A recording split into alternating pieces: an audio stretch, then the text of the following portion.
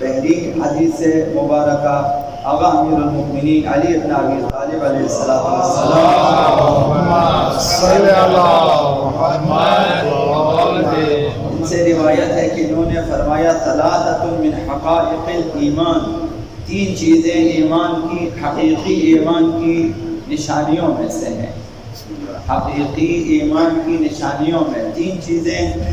الانفاق من الاقتار، تنگ دستی کے باوجود خرچنا۔ ایک انسان تنگ دست ہے، اس کے باوجود وہ خرچتا ہے، راہ خدا میں خرچتا ہے، صلہ رحمی میں خرچتا ہے، اصلاح ذات البین میں خرچتا ہے، مثلا مثبت کاموں میں خرچتا ہے وہ تنگ دستی کے باوجود۔ یہ پہلی نشانی ہے۔ اور دوسری نشانی والانصاف من نفسک، اپنے بارے میں لوگوں کے ساتھ انصاف کرتا ہے، اپنے سلسلے میں لوگوں کے ساتھ انصاف کرتا ہے، اپنے اور دوسروں کے مابین انصاف سے کام لیتا ہے، خود کو ہر چیز پہ مقدم نہیں کرتا، خود کو دوسروں کے ساتھ برابر رکھتا ہے، اگر ایثار نہ بھی کرے کم از کم خود کو برابر رکھتا ہے، دوسروں سے بہتر برتر نہیں سمجھتا، انصاف کرتا ہے، عدل و انصاف سے کام لیتا ہے، جتنا دوسروں کا حق بنتا ہے دے دیتا ہے، جتنا اپنا حق بنتا ہے لے لیتا ہے۔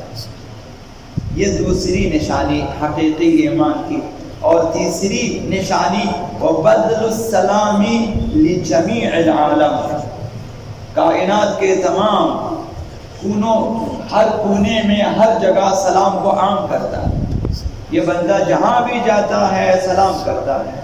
سلام کو عام کرتا ہے، اپنے ہوں، پرائے ہوں، چھوٹے ہوں، بڑے ہوں، حتیٰ گناہ گاروں کے لیے بھی حکم سلام کرے، یہ سلام کرتا جاتا ہے۔ یہ حقیقی ایمان کی نشانی ہے کہ ہر جگہ ہر وقت سلام کرنا۔ یہ پہلی حدیث مبارکہ۔ دوسری حدیث مبارکہ آقا امام باقر علیہ السلام سے روایت ہے، انہوں نے فرمایا ان ملکا من الملائکہ سأل اللہ ان یعطیہ سمع العباد، ایک فرشتے نے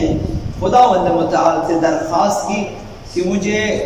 لوگوں کی باتیں، دعائیں سننے کی توانائی دے، کہ میں بندگان خدا جو کچھ کہتے ہیں مجھے سنائی دے، مجھے یہ توانائی دے۔ فَأَعْطَاهُ اللَّهُ، خداوند متعال نے بھی اسے وہ توانائی دی۔ اب جو بھی بندہ دعا کرتا ہے، رات و نیاز، مناجات، عبادات، جو بھی، یہ فرشتہ سن لیتا ہے۔ فَذَلِكَ الْمَلَكُ قَائِمٌ حَتَّى تَقُومَ السَّاعَةُ، اب خداوند متعال نے اس کی ایک ذمہ داری لگا دی ہے کہ اب جب کہ تو سب کی سنتا ہے، بس قیامت تک تجھے کھڑا رہنا ہوگا۔ اب وہ کھڑا ہے، قائم ہے وہ شخص، اور لَيْسَ أَحَدٌ مِّنَ الْمُؤْمِنِينَ يَقُولُ، کوئی بھی مومن کائنات میں کسی بھی جگہ کسی بھی وقت جب یہ درود پڑھتا ہے پیغمبر اسلام اور آل پیغمبر پہ کہ صلی اللہ علی محمد وآلہ وسلم، جب یہ درود پڑھتا ہے صلی اللہ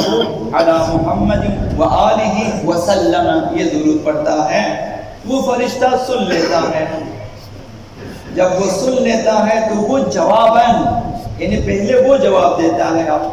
آپ نے پیغمبر آل پیغمبر پہ درود و سلام، یہ فرشتہ کہتے ہیں وعلیک السلام، جب یہ اس کا کام ہے، ہر بندے کو جس نے سلام کیا یہ فرشتہ جواب دیتا ہے۔ تو یہ دعا فرشتے کی طرف سے ہے اس سلام کرنے والے کے لیے۔ ثم یقول، پھر ایک پیغام بھی دیتا ہے یہ فرشتہ اس سلام کرنے والے کو کہ ثم یقول الملک، پھر وہ فرشتہ پیغمبر اسلام سے جا کر کہتا ہے یا رسول اللہ، اے اللہ کے رسول، ان فلانا یقرئک السلام، فلاں مومن نے آپ کے لیے درود و سلام کا تحفہ بھیجا۔ وہ پیغمبر اسلام کو جا کر پہنچاتا ہے ہمارا درود اور ہمارا سلام۔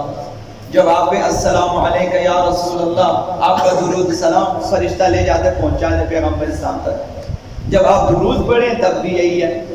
تو جب یہ فرشتہ پیغمبر اسلام تک ہمارا درود و سلام پہنچاتا ہے اور پیغام دیتا ہے تو پھر پیغمبر اسلام کی طرف سے بھی جواب آتا ہے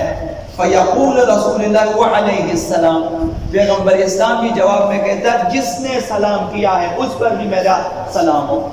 تو ایک سلام کرنے والے کو دو جگہوں سے جواب آتا ہے، خصوصاً پیغمبر والے پیغمبر پہ اگر درود سلام دو جگہوں سے، ایک وہ فرشتہ جواب دیتا ہے، دوسرا خود پیغمبر اسلام کی طرف سے بھی جواب آتا ہے۔ تو سلام کو اور صلوات کو عام کرنا چاہیے تاکہ ہمیشہ آپ پیغمبر اسلام کی طرف سے آپ کو جواب آتا رہے۔ یہ جواب بعنوان دعا ہے پیغمبر اسلام کی طرف سے۔ تو پیغمبر اسلام اگر خداوند متعال سے دعا کرے کہ اسے سلامتی ملے تو سلامتی ملے گی اسے۔ یہ تیسری روایت۔ چوتھی روایت پیغمبر اسلام نے فرمایا کہ لا غرار فی صلاۃ ولا تسلیم، نماز میں بھی نقص جائز نہیں ہے، سلام میں بھی کمی جائز نہیں ہے۔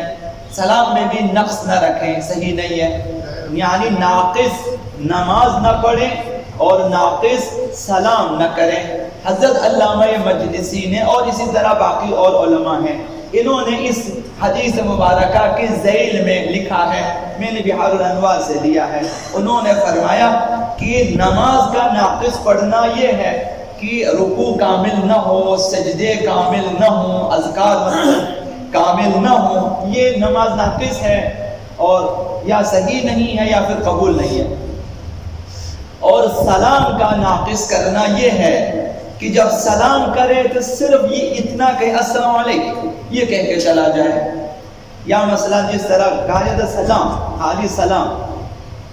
بعض اس کو بھی مثلا غلط پڑھتے ہیں، تو یہ کہ صرف کہے سلام علیکم اور آگے نہ کہے، مثلا السلام علیکم نہ کہے، تو یہ ناقص ہے۔ کم از کم کامل سلام یہ ہے کہ السلام علیکم یا سلام علیکم، یہ ہے کہ جمع کا استعمال کریں، صیغہ کم جمع ہے، تو یہ سب پہ جو آپ ہیں تو آپ کے ساتھ کچھ اور لوگ بھی ہیں تو فرشتے بھی ہیں، باقی سب پہ سلام ہے۔ اگر آپ نے صرف ایک صیغہ واحد کا السلام علیکم صرف تجھ پہ سلام ہو تو یہ ناقص ہے۔ تو یہ انہوں نے فرمایا کہ اگر کسی نے سلام کرتے وقت صرف اتنا کا السلام علیکم یہ ناقص ہے، اور یا پھر اگر کسی نے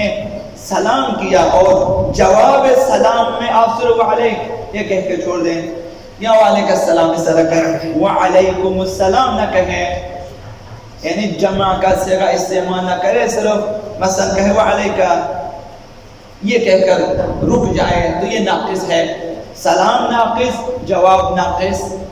تو سلام کرتے وقت کم از کم اتنا کہے السلام علیکم، جواب میں بھی کم از کم آپ اس طرح کہے وعلیکم السلام، تاکہ یہ سلام کامل ہو جائے۔ آخری بات علی بن ابراہیم نے تفسیر قمی میں لکھا، یہ ان کی تفسیر ہے، تفسیر قمی مختصر سی تفسیر ہے، ایک جلدی کتاب ہے، کہ اس میں آقا رسول خدا صلی اللہ علیہ وآلہ وسلم کے بارے میں انہوں نے یہ نقل کیا کہ پیغمبر اسلام اہل بیت ہر صبح نماز فجر کے وقت اہل بیت اطہار کے سیدہ کائنات امام المومنین حسنین شریفین جس گھر میں رہتے تھے اسی مسجد کے پاس جنہوں نے جا کے دیکھا اسی گھر میں ان کے دروازے پہ جاتے تھے اور جا کر کہتے السلام علیکم ورحمۃ اللہ وبرکاتہ، یعنی پیغمبر اسلام ان پر سلام کرتے تھے تو اہل بیت اطہار بھی جواب دے دیتے تھے وعلیکم السلام یا رسول اللہ ورحمۃ اللہ وبرکاتہ۔ تو یہ سنت انبیاء، سنت ائمہ، سنت پیغمبر اسلام، سنت خدا سلام کرنا، یہ سب کی سنت ہے، تو اسے عام کرنا چاہیے تاکہ ہمیشہ سلامتی ہمارے ہمراہ رہے۔